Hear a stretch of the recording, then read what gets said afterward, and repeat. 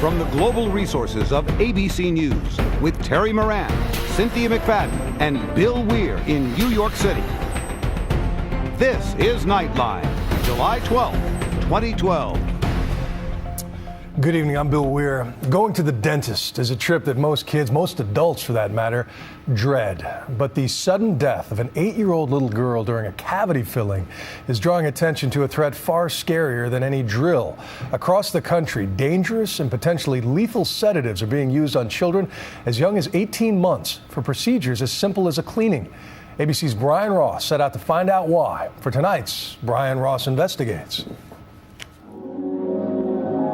For 8-year-old Raven, it was a routine trip to the dentist for a cavity and a cleaning. She wanted to have pretty teeth. 5-year-old Diamond needed some cavities filled and teeth capped. Later that day, she was going to attend a princess party. But like more than a dozen other children across the country, the trip to the dentist would lead to death. Who thinks that they're going to take their daughter to the dentist and never bring her home? It is a growing problem, and most of the dentists involved in the deaths continue to practice. How is it you're still working as a dentist? Thank you very much.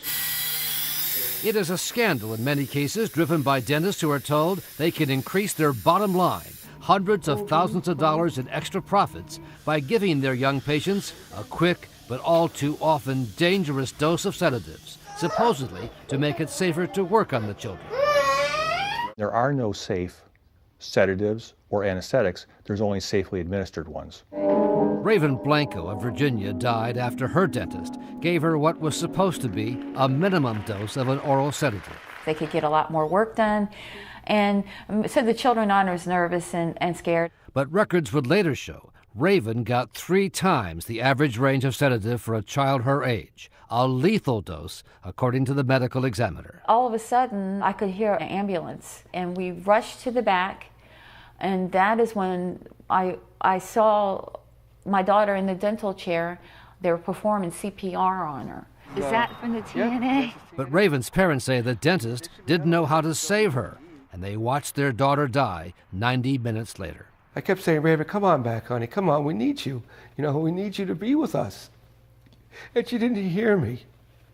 And then I saw the machine just go from up and down to nothing.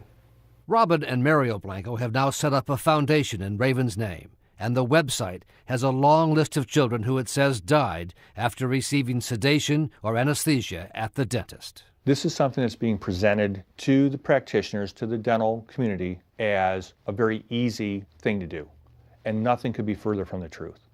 We were running an EKG. Dr. Norbert Kaminsky, a dental anesthesiologist in Michigan, says there has been an explosive growth in the number of family dentists who are using oral sedatives on their youngest patients, many with only a few days training for dealing with an emergency. 45 to 60 seconds might be all the time that they have to save that child's life. That's a very scary scenario. Very much so. But very real. Very, very much so. Our ABC News investigation found that thousands of family dentists have received training at what are weekend courses in oral sedation, like this one held in a hotel in the Boston area, run by a company called Docs, headed by 2 dentists. If people are properly trained, sedation in dentistry is a very, very good thing. The problem is, how can someone learn the intricacies and how to handle emergency situations in just a 2.5 or 3 day program? So what does that come down to then in the dentist's office when there's a problem? You need to pray. The people who run the weekend sessions say those who complete the course know safety is by far our top concern and emphasis. But the dentists are also told that there's a lot of money to be made in routinely sedating patients. Conscious sedation is a slightly deeper form of sedation. This from one of the company's training videos on the bottom line benefit of sedation. If this is a continuing trend in the office, then then you become a profitable office. The founder of Docs, dentist Michael Silverman, declined to be interviewed by ABC News, but he put it bluntly in one article. Sedation can mean tens of thousands of dollars of extra income in your pocket annually, and as much as $500,000 extra in your pocket at retirement. Is that the reason to give sedation, is to get rich as a dentist? Absolutely not. We showed what we found to a national spokesperson for the American Academy of Pediatric Dentistry, Dr. Indru Punwani.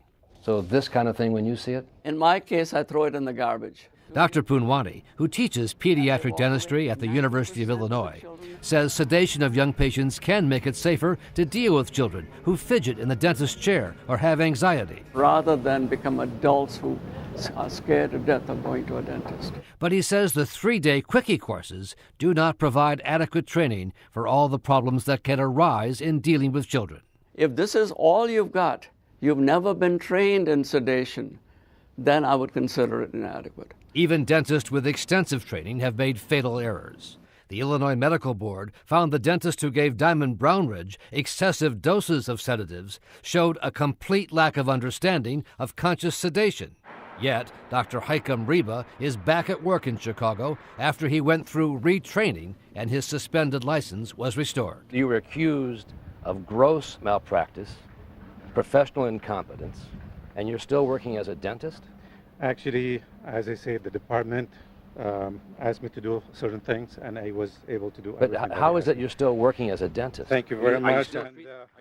That dentist told us he no longer takes children as patients, but his website says otherwise. And today he is still a member in good standing of the American Academy of Pediatric Dentistry.